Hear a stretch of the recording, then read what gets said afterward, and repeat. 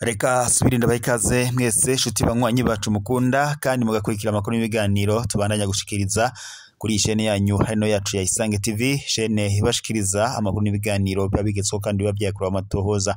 Ndabahaye mwaramutse abandi ndabahaye mwiriwe bivanye naho muherereye. Iri ni iteka n'umunezero ntangere by'usubira kubana namwe banywanyi bacu mukunda kandi mugakurikira amakuru n'ibiganiro dutambutsa kuri iyi chaîne yanyu ya YouTube ya Isange TV, chaîne ibashikiriza amakuru abagezweho muri imigwi Kirundi. Reka rero mbakengurukire kandi mbahe kaze mu makuru yacu, amakuru yihuta cyane, amakuru araza kwibana cyane mu gisata ca politiki, tukaza kurabira hamwe kubiriko biravugwa mu butegetsi bwa CNDD FDD, aho umukuru w'igihugu cy'u Burundi Evariste Ndayishimiye yamaze gukora impinduka. Turaza kubashikiriza amwe mu mazina y'aba mustanteri yamaze gushira mu mabanga, nkuko turaza kugenda tubibasigurira ku buryo bw'idonido. Turaza kandi kunyarukira no mu nkambi y'irimo impunzi z'abakongomani, tuze kurabira hamwe ibiriko birahavugwa ndetse n'agashavu k'abanyagihugu b'abakongomani bari muri iyo kambi. Byose turaza akubibashikiriza ku buryo bw'idonido. Reka manze ndakwibutse ufyonde suivre, partage ndetse na s'abonner kugira tuze tubana amakuru n'ibiganiro tubandanya gushikiriza kuri iyi mbonesha kuri yanyu mukunda cyane imwe rudende ya Isange TV, ibashikiriza amakuru n'ibiganiro biba bigezweko kandi biba vyakorewe amatohoza. Reka rusubire ndabahe kaze mu makuru yacu ku buryo bw'idonido. Tugira duhere kubiriko biravugwa mu gisata ca politiki, aho ndetse kuri ubu umukuru w'igihugu cy'u Burundi Evariste Ndayishimiye yamaze gutangaza aba mustanteri bashasha b'amakomine, nkuko amakuru aturuka ngaha muri ntare Rushatsi House mu biro vy'umukuru w'igihugu cy'u Burundi ngaha Igitega abishikiriza. Amakomine mashasha rero yaraye atoye abamustanteri nkuko byari byitezwe. Abamaze gutorwa bose ikaba ari abanywanyi b'umugambwe uri ku butegetsi wa CNDD FDD. Hano turaza kubashikiriza rero bamwe mu bashizwe muri ayo mabanga, ariko abo tutaza kuronka amazina yabo nabwo turaza gushakisha tuze kuyabashikiriza. Tunyarukiye mu ntara ya Buhumuza. Muri Buhumuza hari komine ya Butaganzwa, hakaza komine ya Butihinda, komine ya Cankuzo, komine ya Gisagara, Gisuru ndetse na komine ya Muyinga. Gusa aho uwo twabashije kumenya amazina yiwe ni uwo muri komine ya Ruyigi, akaba ari Diane Niyibitanga.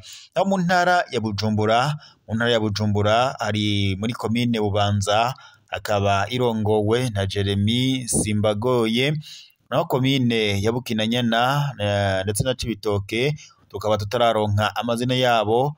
Naho komine ya Sare ikaba irongowe na Leonidas Ntirandekura, naho Mpanda ikaba irongowe na Leopold Ndayisaba, naho Mugere ikarongorwa na Ederede Hatangayo, Mugina ikaba irongowe na umugabo Hutu ya 15 ari Muhuta, ikaba irongowe na Consolate Nitanga, naho komine ya Mukaza ikaba irongowe na Aline Bigirimana, komine ya Ntahangwa yo irongowe na Alice Habyarimana, naho komine ya Rwibaga tukaba tutaramenya uyirongoye. Naho intara ya Burunga kuri ubu ngubu irongowe igizwe na komine ya Bururi irongowe na Goderive Ntakirutimana, naho komine ya Makamba ikaba irongowe na Prosper Bizimana, komine ya Matana ikaba irongowe na Gloriose Niyubahwe, naho komine ya Musongati ikaba irongowe na Claudine Niyo Yitungira, komine Nyanza ikaba irongowe na Diomede Dusengimana, komine Rumonge ikaba irongowe na Augustin Minani, komine ya Rutana ikaba irongowe na Gordien Ntakirutimana, naho intara ya Butanyerera ikaba ifite komine ya Busoni ikaba irongowe na François Saveri cyangwa se François Xavier Karenzo, naho nanone kandi komine muri intara ya Butanyerera harimo komine ya Kayanza irongowe na Godefroid Niyo Nizigiye, akaza komine ya Kiremba irongowe na Pascal Habiyakare, hakaza komine ya Kirundo irongowe na Jean Berikimasi Ndikuriyo, naho komine Matongo ikaba irongowe na Janvier Kanyana, naho komine ya Muhanga ikaba irongowe na Anosiate Nizigimana, naho komine ya Ngozi ikaba irongowe na Dominique Ndikuriyo Ndikuryayo Murantunga, naho komine Tangara ikaba irongowe na Jean Pierre Ndikuryayo, naho hakaza intara ya Gitega. Mu ntara ya Gitega turasanga komine ya Bugendana irongowe na Merishade Ciza, hakaza komine ya Gishubi irongowe na Apollinaire Baryana, hakaza komine ya Gitega irongowe na Dogiteri Jeanke Nduwimana, hakaza Karusi irongowe na Venasi Butoyi, hakaza komine ya Kiganda irongowe n'umukenyezi tutaramenya umwidondoro wiwe, hakaza komine ya Muramvya irongowe na Eric Nkurunziza, komine Mwaro irongowe na Karigiste Rwarukundo, hakaza komine ya Nyabihanga tutaramenya uyirongoye amazina yiwe, Murantunga ya Nyabihanga irongowe na Marie Chantal Niyonzima, naho Shombo ikaba irongowe na Renova Ndayikengurukiye. Aba rero bakaba ari bo ba musitanteri bamaze gushirwa mu mabanga yo kurongora amakomine. Tumaze kumenya amazina yabo, gusa turaza kubandanya dukora amatohoza tuze kumenya n'andi mazina y'abagize izindi komine.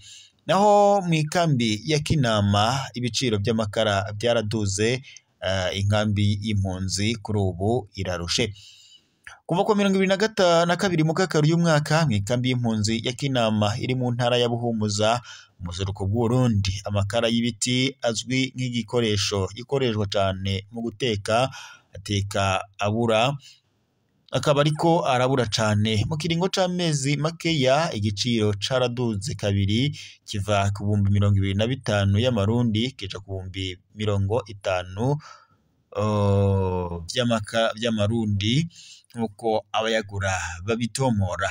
Nubwo hari utwigoro twahashize eri yamitanga buri kwezi 10 by'ibikoresho byo gucana kuri buri muntu, ayo makara rero babona ko adakwiye kugira ngo akoreshwe ibyankenerwa byose mu muryango mu ndwi yose.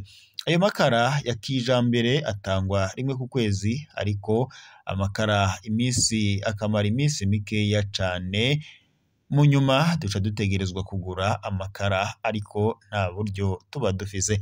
Niko vyiganwa na Antoinette impunzi y'umukongomani imaze muri iyo kambi y'impunzi imyaka 20. Abenshi mu miryango ikoresha hafi umufuko w'amakara ku kwezi ku mafaranga 40,000 y'amarundi.